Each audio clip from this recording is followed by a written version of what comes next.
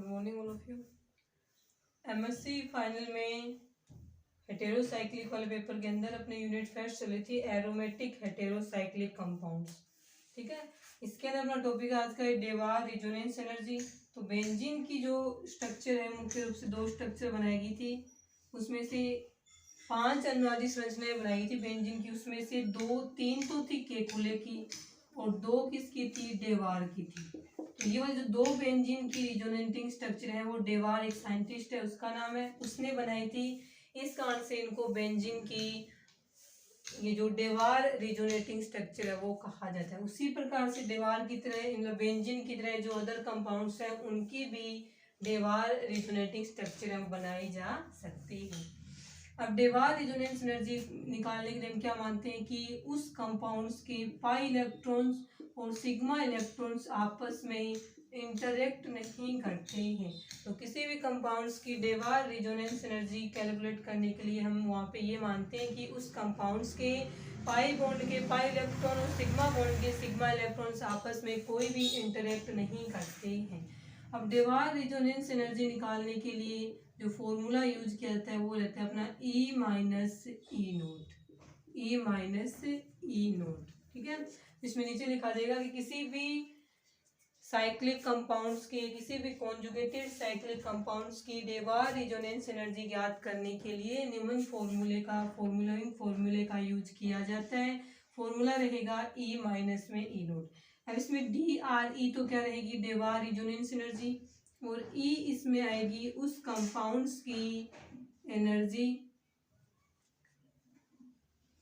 जिस कंपाउंड्स की हम डेवार रिजोनेंस एनर्जी ज्ञात कर रहे हैं, उस कंपाउंड्स की energy of cyclic conjugated compounds determined by, इसका निर्धारण किया जाएगा कॉम्ब्यूशन दहन की उष्मा से, डिटरमाइंड बाई कॉम्ब्यूशन या फिर हीट ऑफ कॉम्ब्यूशन। इसका डिटर्मिनेशन दहन की उष्मा के आधार पर किया जाता है। Energy of cyclic conjugated compound determined heat of combustion. दूसरी इसमें ये नोट ये रहेगी, यानी जिसको हम रेफरेंस या मानक मान के जिसके सापेक्ष हम डेवार रिजोनेंस एनर्जी ज्ञात करेंगे, क्योंकि इसकी डेवार रिजोनेंस एनर्जी अपने को पहले से पता होगी। तो किसी भी एक कंपाउंड्स को रेफरेंस या मानक मानकर हम उसके सापेक्ष किसी दूसरे कंपाउंड्स की डेवार रिजोनेंस एनर्जी ज्ञात करते हैं। तो ई नोट क्या रहेगा अपना, ई नोट रहेगा रेफरेंस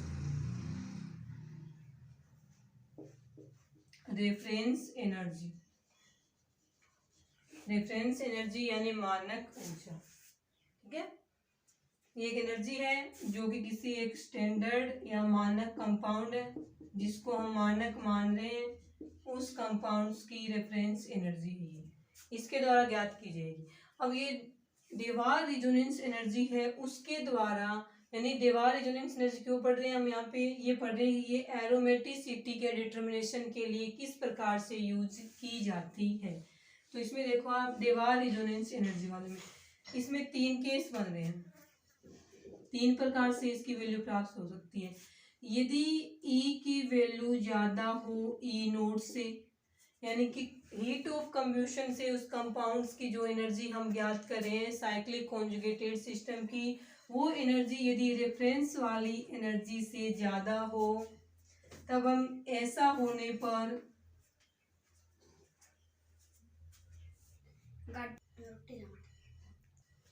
तो इसमें क्या आएगा, इसमें कि यदि E की ये वाली हीट ऑफ कंब्यूशन से जो एनर्जी डिटरमाइन कर रहे हैं उसकी वैल्यू यदि E नोट रेफरेंस वाली एनर्जी से ज्यादा रहे, तो यहाँ पे डेवार रिजोनेंस एनर्जी है वो आएगी पॉजिटिव में। पॉजिटिव में आती है तो वैसे ये कंपाउंड्स क्या होता है, एरोमेटिक कंपाउंड कहलाता है। तो एरोमेटिक कंपाउंड्स के लिए डेवार रिजोनेंस एनर्जी है उसकी वैल्यू पॉजिटिव में आती है। तो किसी भी कंपाउंड्स की एरोमेटिसिटी के डिटर्मिनेशन के लिए डेवार रिजोनेंस एनर्जी का यूज इस प्रकार से किया जाएगा। यानी डेवार रिजोनेंस एनर्जी को जब हम कैलकुलेट करेंगे तो इसकी वैल्यू किस में आएगी, पॉजिटिव में आएगी। सेकंड केस देखें, सेकेंड केस में आता है कि यदि ई नोट रेफरेंस वाली एनर्जी ज़्यादा हो किसकी तुलना में, उस कंपाउंड्स की हीट ऑफ कम्ब्यूशन से जो एनर्जी डिटरमाइन होती है उससे, तो डेवार रिजोनेंस एनर्जी ऐसी कंडीशन में क्या आएगी, नेगेटिव आएगी।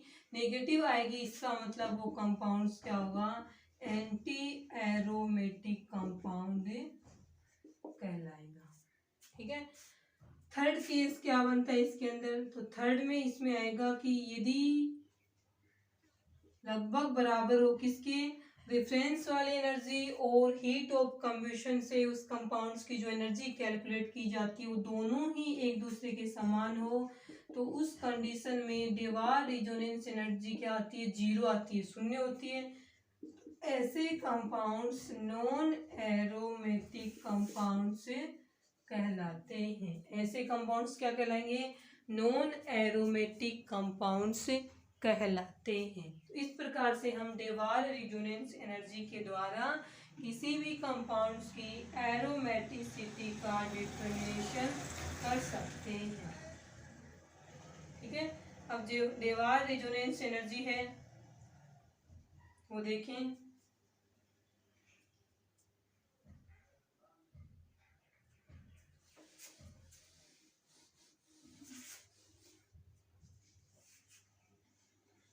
जैसे बेंजीन है, इसके लिए डेवार रिजोनेंस एनर्जी है वो रहेगी आपकी 22.10 किलो कैलोरी मोल इनवर्स में। ये पीरियडिन के लिए, बेंजीन वाले तो यहाँ कंपैरिजन करने के लिए दी हुई है, पीरियडिन के लिए रहेगी 23.70 23.70। ये सारी भी किसमें होती है, किलो कैलोरी मोल इनवर्स में लिखी जाती है।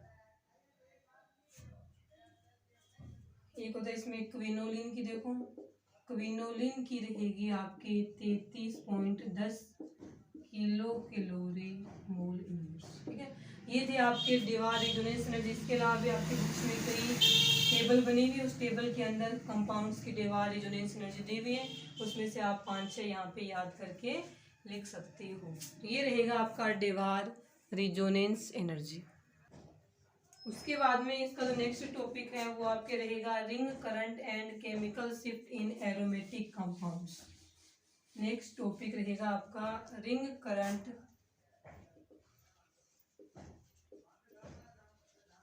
एंड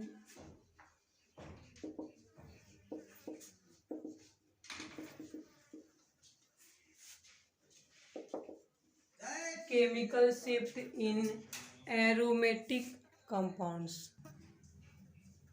रिंग करंट में देखो आपके क्या आएगा, इसमें दिखाता है कि एक पाई इलेक्ट्रॉन्स रिंग होती है ना, पाई इलेक्ट्रॉन रिंग। जैसे हम बेंजीन वाले को इस प्रकार से बना लें, तो एक पाई इलेक्ट्रॉन्स रिंग के जो ये पाई इलेक्ट्रॉन्स होते हैं वो इस रिंग के ऊपर वाले तल में यानी अपर प्लेन में और इसके नीचे वाले प्लेन में, ये तो खुद तो क्या रहेंगे, एक ही प्लेन में रहेंगे, क्योंकि ये जो एरोमेटिक कंपाउंड्स होते हैं उनके लिए हम क्या बोलते हैं कि साइक्लिक होते हैं, प्लेनर होते हैं। प्लेनर का मतलब कि इसके सभी मॉलिक्यूल्स या सभी बॉन्ड है वो एक ही प्लेन में होते हैं।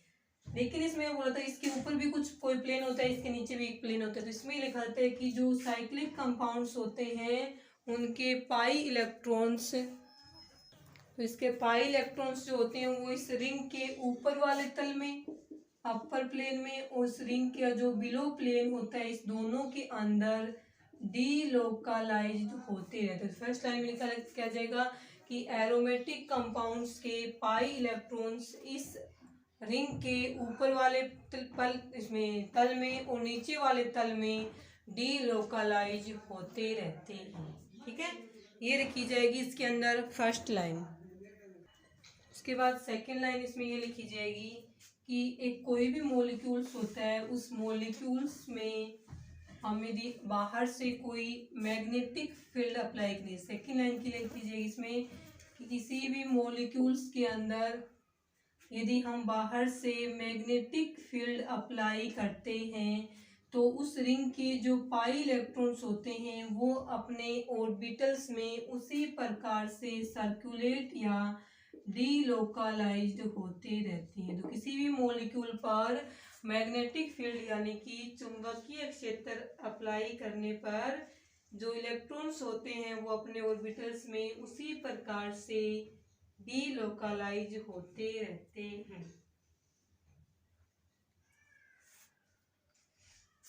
ठीक है, और ये जो मैग्नेटिक फील्ड है वो हम बाहर से लगा रहे हैं, और एक मैग्नेटिक फील्ड है वो उस रिंग के इलेक्ट्रॉनों की गति करने से खुद ही उत्पन्न हो जाए।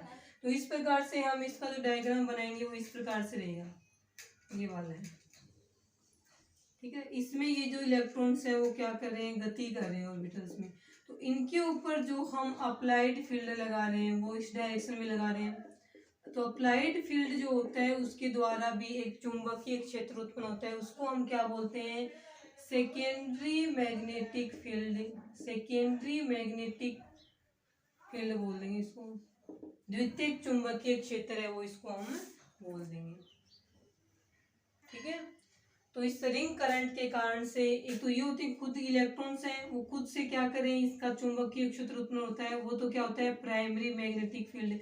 और इसके ऊपर बाहर से जो चुंबकीय क्षेत्र लगा रहे हैं वो कहलाएगा यहाँ पे सेकेंडरी मैग्नेटिक फील्ड।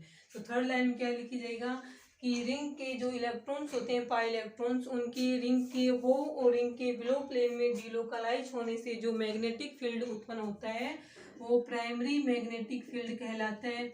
और जब हम उस कंपाउंड या उस रिंग के ऊपर बाहर से जो चुंबकीय क्षेत्र लगा रहे हैं उसको सेकेंडरी मैग्नेटिक फील्ड या द्वितीयक चुंबकीय क्षेत्र कहा जाता है। दोनों लाइन होगी, तीसरी लाइन में ये लिखा जाएगा। उसके बाद में नेक्स्ट लाइन में लिखा जाएगा कि प्राइमरी मैग्नेटिक फील्ड जो कि उस रिंग के पाई इलेक्ट्रॉनों के डीलोकलाइज होने से उत्पन्न हो रहा है, और सेकेंडरी मैग्नेटिक फील्ड जो कि हम बाहर से चुंबकीय क्षेत्र लगा रहे हैं तो उससे उत्पन्न हो रहा है, दोनों एक दूसरे की विपरीत दिशा में होते हैं। तो फोर्थ लाइन में लिखा जाएगा कि रिंग के पाई इलेक्ट्रॉनों के डीलोकलाइज होने से उत्पन्न होने वाला प्राइमरी मैग्नेटिक फील्ड और उस रिंग के ऊपर बाहर से चुंबकीय क्षेत्र लगाने पे बनने वाला सेकेंडरी मैग्नेटिक फील्ड है, ये दोनों ही एक दूसरे की विपरीत दिशा में होते हैं, समान मात्रा में होते हैं, दोनों एक दूसरे की विपरीत दिशा में होते हैं।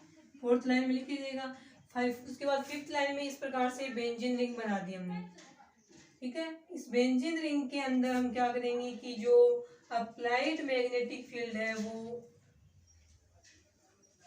इस दिशा में लगा रहे हैं। अब ये जो रिंग के जो प्रोटॉन्स होते हैं, हाइड्रोजन एटम होते हैं, इनके कारण से, इनके पाई इलेक्ट्रॉनों के कारण से जो प्राइमरी चुंबकीय क्षेत्र उत्पन्न होता है, प्राइमरी मैग्नेटिक फील्ड, उसकी डायरेक्शन ये है।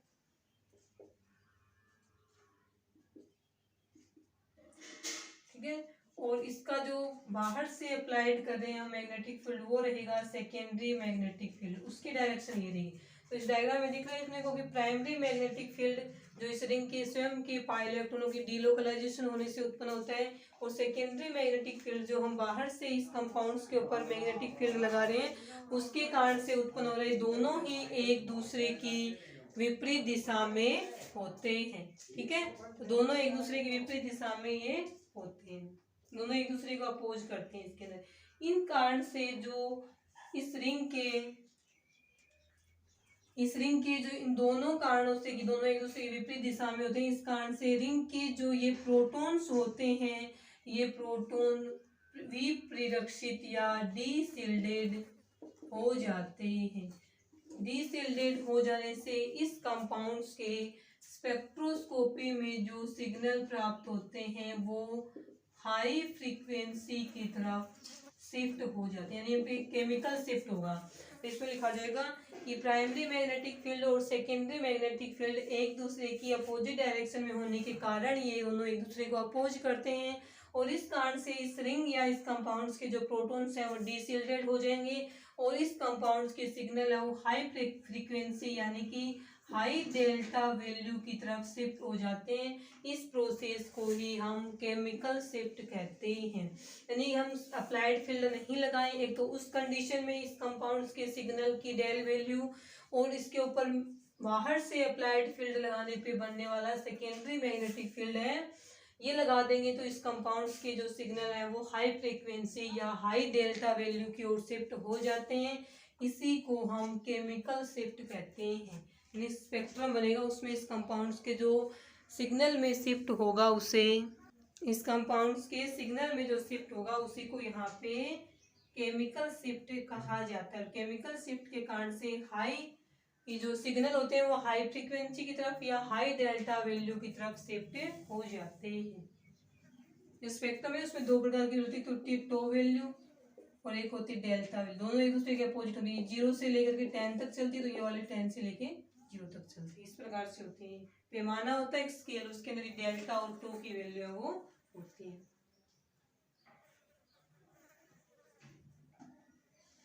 उसके बाद देखें आप 5-6 पॉइंट्स हो गए इसके। उसके बाद में आएगा कि जैसे जैसे इसके अंदर एरोमेटिक हेटेरोसाइक्लिक रिंग का साइज बढ़ता जाएगा, वैसे वैसे रिंग करंट बढ़ता जाता। तो रिंग करंट किसके समानुपाती होता है? Ring size of aromatic heterocyclic compound.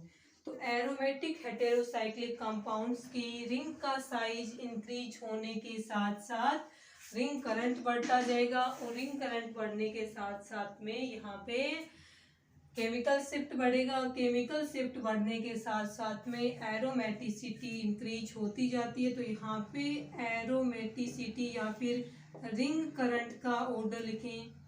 कुछ कंपाउंड्स हैं उनमें रिंग करंट का ऑर्डर रहेगा, तो सबसे ज़्यादा रिंग करंट मिलेगा इसके अंदर बेंजीन के अंदर, उससे कम रहेगा पीरिडिन में, उससे कम रहेगा थायोफिन में, और उससे कम रहेगा पिरोल में, और उससे कम रहेगा ऑक्जीरेन या फ्यूरिन के अंदर। तो ये रहेगा इसमें रिंग करंट का ऑर्डर, और ये इस पे डिपेंड करता है। इसके साथ साथ में रिंग करंट है वो जो हेटेरो एटम प्रेजेंट होता है, हेटेरो एटम, उस हेटेरो एटम के ऊपर जो इलेक्ट्रॉन डेंसिटी होती है, इलेक्ट्रॉन घनत्व, उसके ऊपर भी रिंग करंट डिपेंड करता है। सॉरी, रिंग करंट का ऑर्डर है ये रहेगा इसमें रिंग करंट का ऑर्डर, जो कि इस प्रकार से रहेगा। और इसके साथ साथ रिंग करंट का जो ऑर्डर है वो hetero atom, aromatic heterocyclic compounds की हेटेरो एटम में पर प्रेजेंट इलेक्ट्रॉन डेंसिटी पे डिपेंड करता है। यहाँ पे बेंजीन तो सिर्फ इनकी कंपैरिजन करने के लिए दिया हुआ है, बाकी बेंजीन हेटेरो एटम कंपाउंड से उनके अंदर नहीं आता है। ठीक है। उसके बाद बुक्स में आपकी एक टेबल बनी हुई है, उस टेबल के अंदर ये बताया हुआ है वहाँ पे कि कौन से कंपाउंड्स के लिए डेल्टा की वैल्यू क्या है, टो की वैल्यू क्या है। डेल्टा और टो की वैल्यू वो भी अलग अलग, इन कंपाउंड्स का जो अलग अलग कार्बन है, जैसे कार्बन नंबर 1 2 3 4, इन सभी के लिए डेल्टा और टो की वैल्यू अलग अलग है। वो आपके बुक में टेबल दी हुई है, उससे आप लिख सकते हो एग्जाम्पल के रूप में।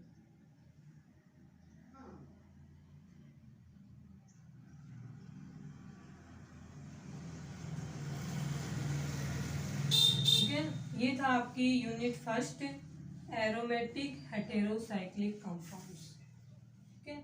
इसके बाद में नेक्स्ट यूनिट स्टार्ट करेंगे, यूनिट नंबर सेकंड। उसके अंदर रहेगा आपका नॉन एरोमेटिक हेटेरोसाइक्लिक कंपाउंड्स। ठीक है। इस वाले जो टेबल है ना आपकी डेल्टा और टो वैल्यू की, वो आप बुक से देख के बना लेना।